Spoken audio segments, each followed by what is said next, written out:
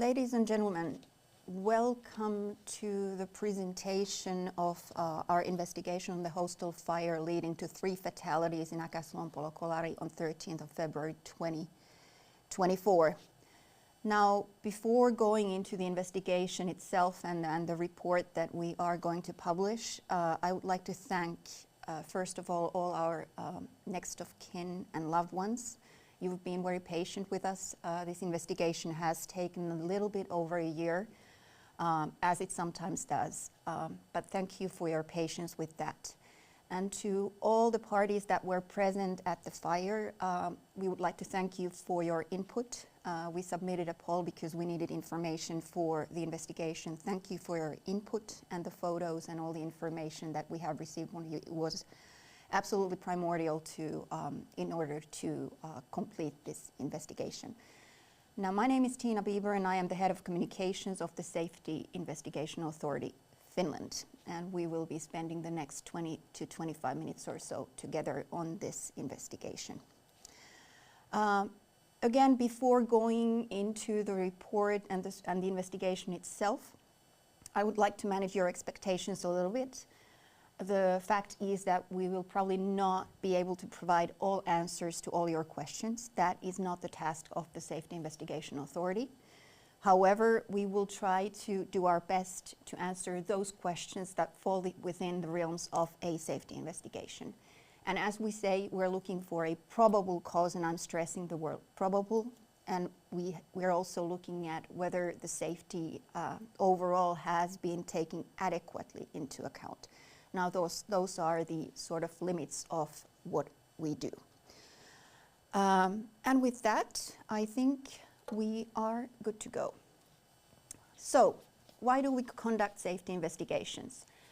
The purpose of a safety investigation is to promote general safety and prevent new accidents from occurring.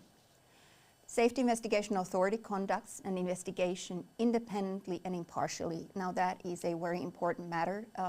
We work with other authorities to the extent that it helps us to complete an investigation, but we conduct every single investigation independently and impartially as we decide on what we investigate.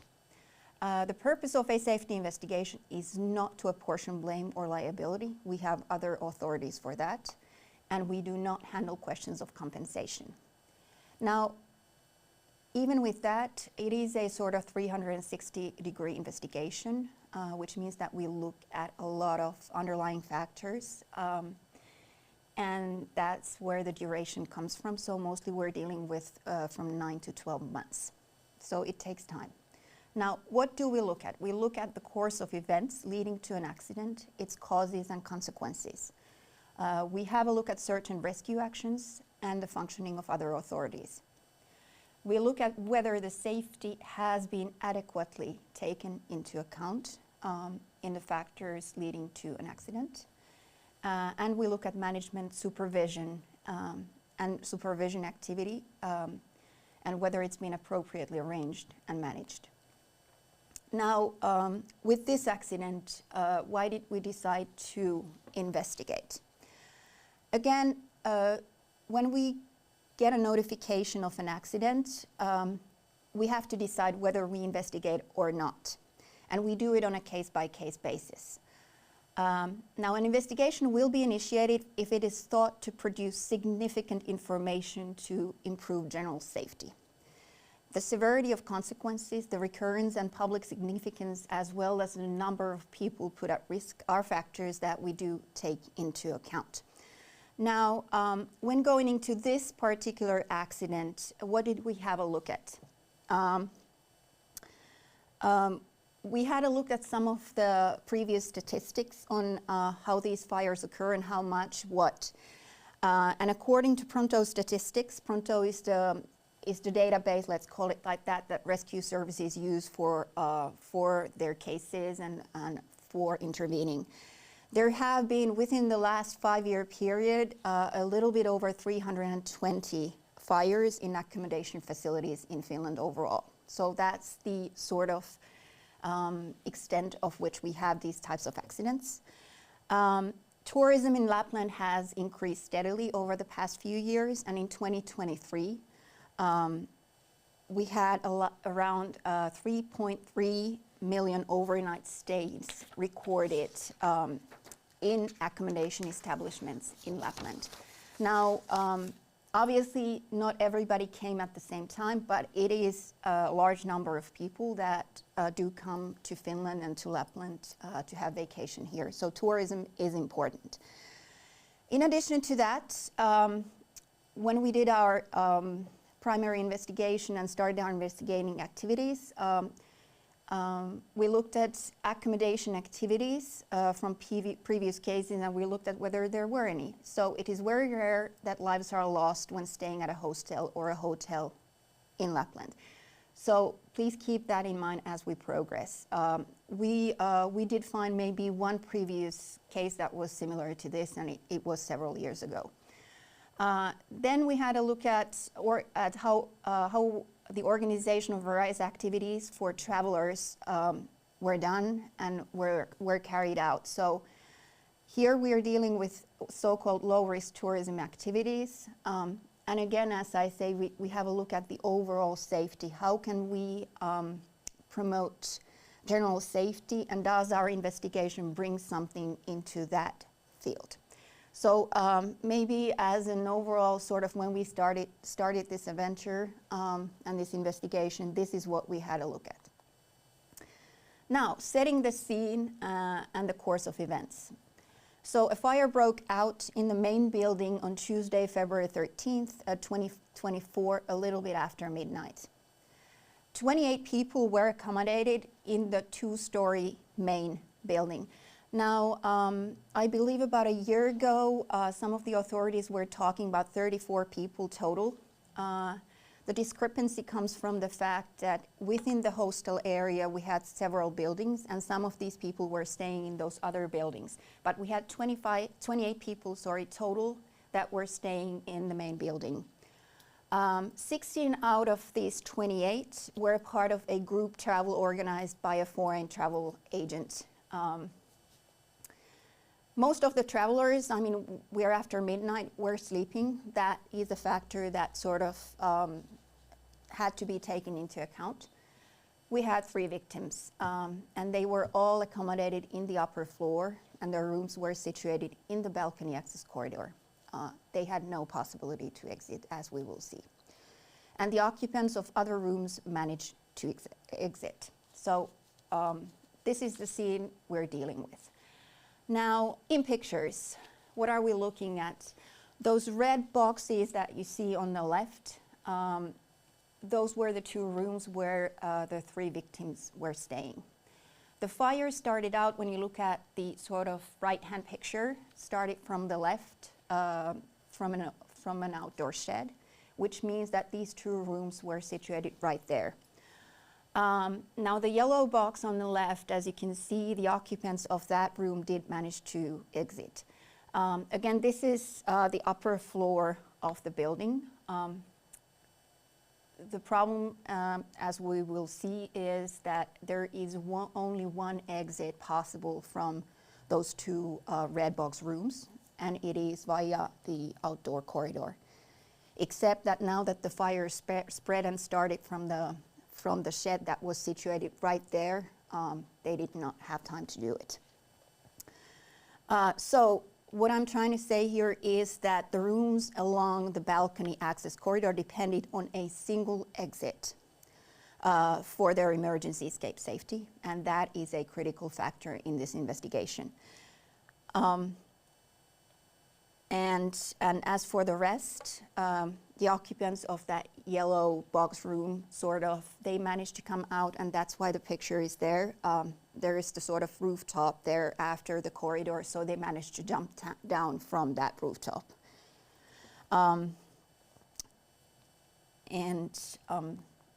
So let's have a look at the building itself and the fire safety underlying the accident. The building itself was built for residential use in the 1950s. but later became one of the first tourism buildings in Akas-Lombolo. So Akas-Lombolo, I don't know if you can sort of picture Finland, but we like to talk about a lady that has one arm towards Sweden and Norway in the west or northwest. Akas-Lombolo is right there where the arm starts. So we're dealing with a little town up north. From 1979 onwards, it was owned by an outdoor association, or it has been, it still is. Some alterations and expansions have been made over the years to the layout of rooms, and they did require a building permit.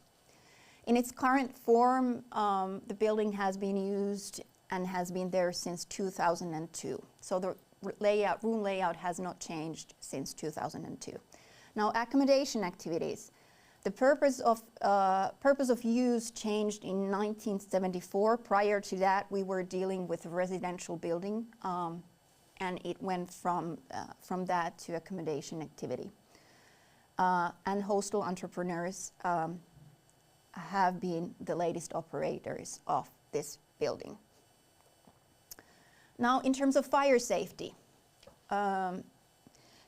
this investigation shows sort of the gray areas between different administrations and different authorities, and that is maybe one of the main findings in this.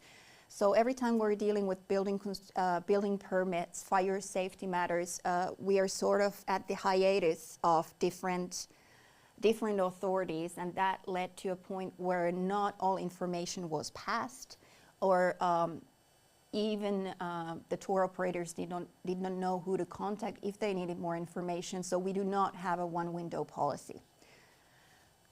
So the failure in building permit processing, again, this is administrative, but it did play a role. To carry out a comprehensive review of the effects of these alterations to the original room layout did affect the safety of individuals. The building was not subjected to regular supervisory activities by the rescue authorities because they did not know. The fire safety inspection performed in 2002 was the last inspection performed by rescue authorities. Now we have an existing record of that inspection. In 2014, a consultation visit by rescue authorities was organized. However, we could not find any record of that visit. In addition, in the official paperwork, the annex building within the hostel area was marked as primary inspection target in the rescue services system, which is called MERLO. So the intended use of the building was recreational residential usage. So there were little discrepancies like that. And the full information related to accommodation activity changes was not transmitted from health authorities to the rescue department, which again affected the interval and the way in which these buildings were inspected. Now, fire breakout. Again, the photo on the upper right-hand corner, we have an outdoor shed. So basically the fire started in this unheated shed that was located on a patio at one end of the building. It was mainly used by a third-party tour operator, and the space was used primarily for storing various kinds of camping and outdoor gear.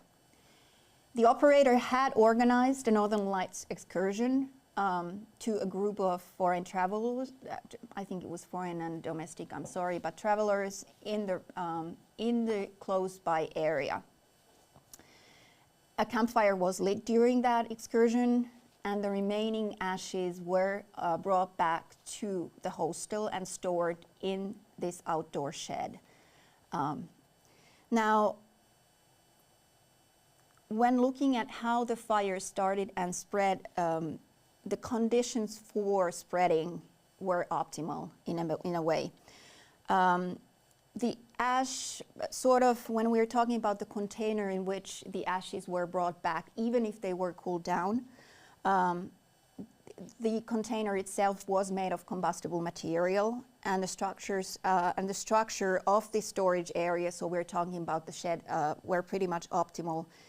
There was no way to obstruct the spread of fire along the building's outer cladding or roof structure. So we're dealing with wooden parts that had sufficiently space in between them so that there was enough oxygen, it could spread.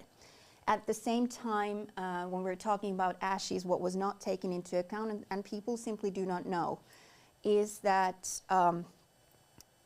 what is called the delayed ignition means that the ashes, even if cooled down, when they are stored, they can slowly develop sort of an incipient fire, even if there is not much oxygen. So this can take up to 7 days. So the ashes brought back from somewhere when we've had a campfire, it can take up to 7 days to ignite and actually start a fire. So that was taken into account. Now, why did the people why did they not manage to exit? The problem, here was that since the inspections had not been done adequately, not all information had been passed, the fire was detected with a delay. So the people were sleeping, most of them. There was no requirement to install a fire alarm on the outside of that building. We're dealing with an outside corridor. Again, it's a hostel. The smoke detectors inside the building did not activate because the fire was outside. There was no emergency plan in place for this building. So there was no way to save those people that died. Now, what about the travel activity services? The risks of organizing activities such as this, so we're talking about the Northern Lights excursion to tourists, have been defined as low tourism activities. What do we mean by low tourism activities? Basically, the tour operator is in charge of training his or her personnel and making sure that safety has been adequately taken into account. But there is no official permit required from authorities for doing this. The overall safety and risk assessment of these low-risk activities lies on the provider of these activities, as I said before. There is material available on risk assessment. It, however, does not always reach the provider of these activities. It is spread out under different authorities, so there is no one window policy for this, so it is complicated for any tour operator to find. Now, main conclusions. What are we basically looking at? The alterations made, when we do this, we conduct an analysis on our findings and the facts that we've been gathering, and then we, based on that analysis, we draw conclusions on the investigation and then make recommendations to different officials on how to improve public safety. In this case, the alterations made over the years impaired the fire and emergency exit safety, basically, so the people did not have a possibility to come out of those 2 rooms where we had the victims. The different actors' security management was inadequate. No emergency plan. And when we come to officials, we will tackle that a little bit later below, but there were some hiccups there as well. There is a need to handle and transport ashes sometimes in nature tourism activities. That is only normal, no problem there.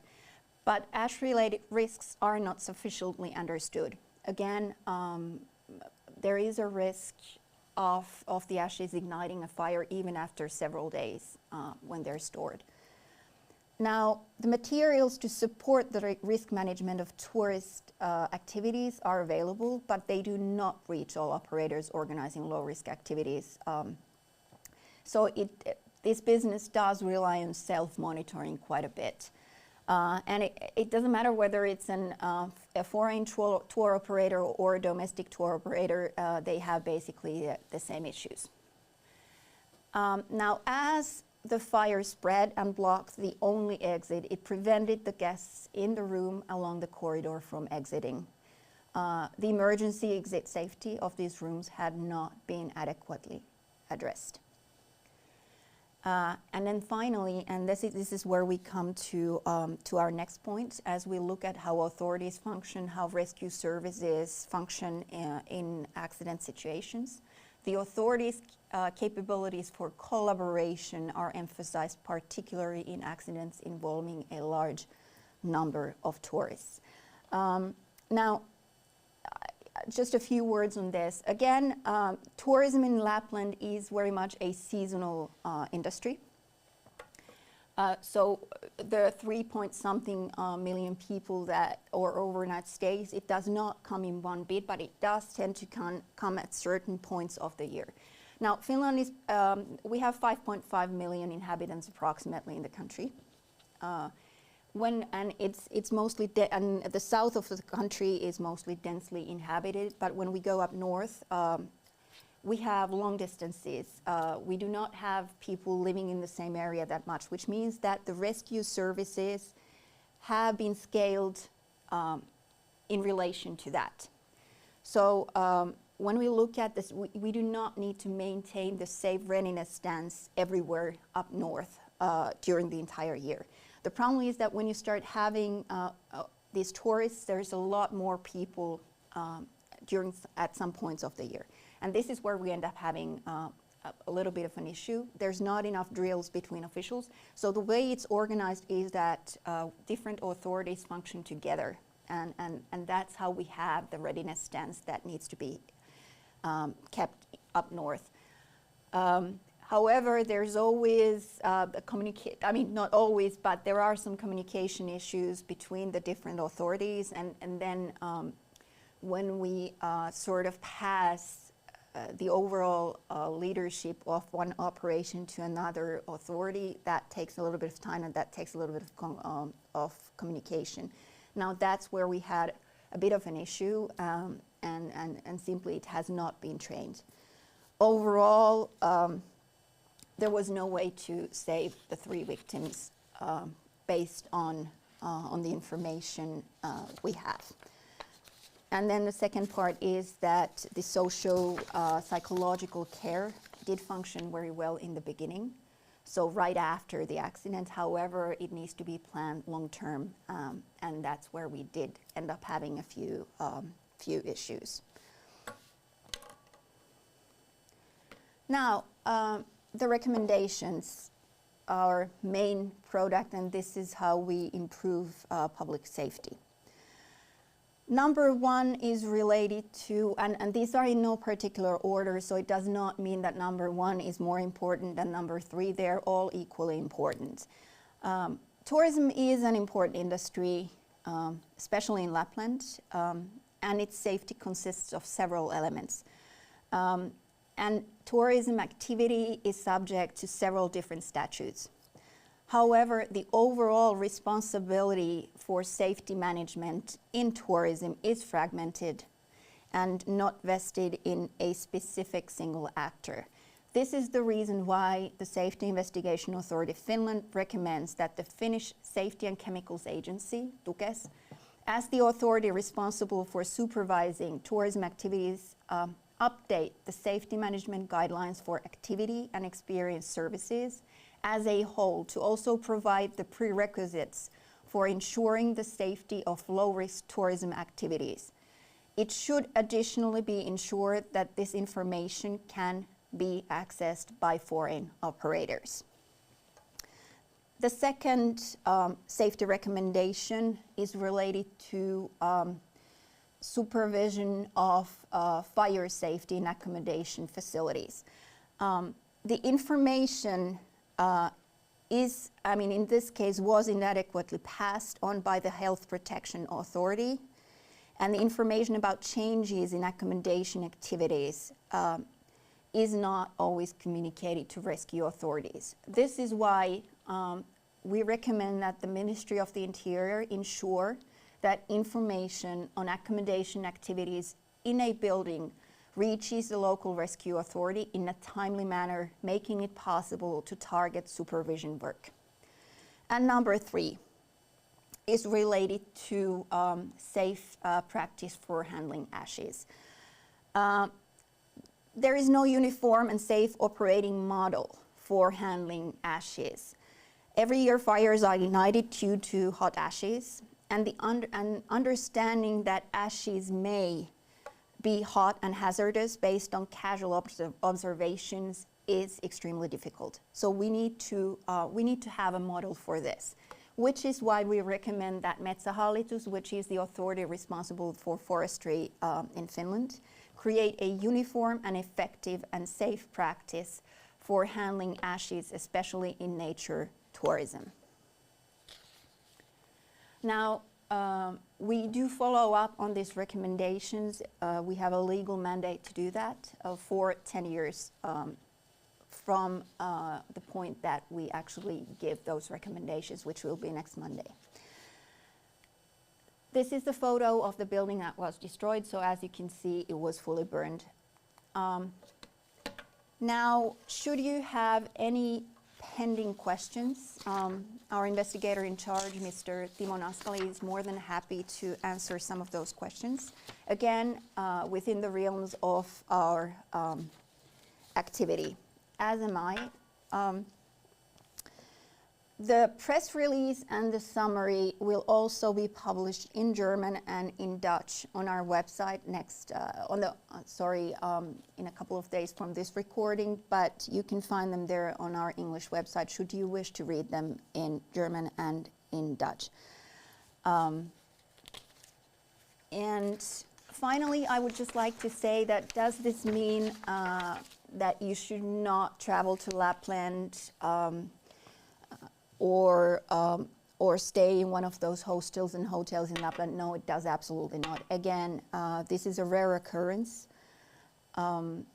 This just means that we need to streamline our activities and improve some of the bits and pieces here and there, especially in the hiatus areas, in the gray area between different administration, and cooperate. This accident, again, was the product of several factors. So maybe the root cause were the ashes, but several factors played into it, including human factor. So please do travel to Lapland, and please go out to the nature. And yes, we absolutely sometimes use fire, and we can do that as long as we take into account the safety measures related to that, and as long as that information is available and can be accessed. With that, thank you very much, and I wish you a good remainder of the day.